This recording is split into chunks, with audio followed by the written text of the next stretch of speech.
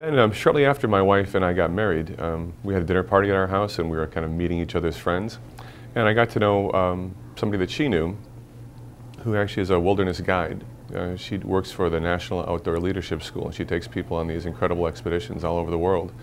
But she got her start at a YMCA camp in northern Minnesota in the Boundary Waters Canoe area, and the camp is called Camp Widgiewagon.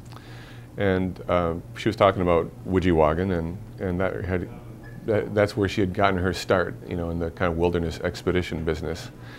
And it emerged in our conversation that she had met children, young people, adolescents, essentially from all over Minnesota. You know, literally every school or every community in Minnesota, there's somebody who sends kids there for a 3-day long weekend environmental education program, you know, something like that.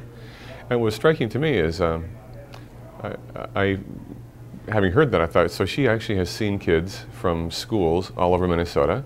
And I asked her, you know, sort of I thought kind of a cute question. I said, so where do the good kids come from? Okay, where do the good kids come from? And to her credit, she actually thought about it for a minute. She said, well, where do the good kids come from? And then she said, they come from Lake Country Montessori School. So she had an answer, and the answer was Montessori. And then she talked about what was different about these kids. And you know, working with adolescents, it's a difficult time in life, and everybody's got to sort of pitch in and help out up at Camp Widgiewagon. And so you'd ask these kids to do something, and a lot of times you get sort of a very typical adolescent response, which is they really don't want to do it, or they don't do it very well, or you have to sort of ride them to get them to do it, right? And she said there was something really strikingly different about these kids from the Montessori program, and that you know, she said you'd ask them to do something and then they would do it, and they would do it well.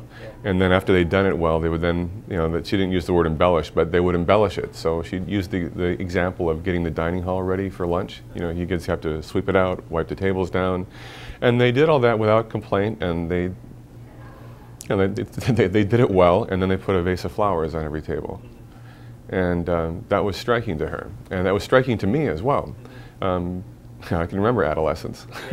Adolescence wasn't an easy time in any of our lives, and you know, really, when I think about, you know, I would have been like one of those more typical adolescent kids, and so the fact that she actually used it. She said this, and I made this the title for one of my talks. She said, "Those kids are good at doing things," and I remember in adolescence I wasn't any good at doing anything, and I think most of us have that, you know, that recollection. So that got it on the radar for me. I would like my kid to have, you know, if I have a kid. I didn't have any children at that point, and it's like, wow, okay, so those Montessori kids are good at doing things. So that really planted the seed, and then I just sort of had an awareness.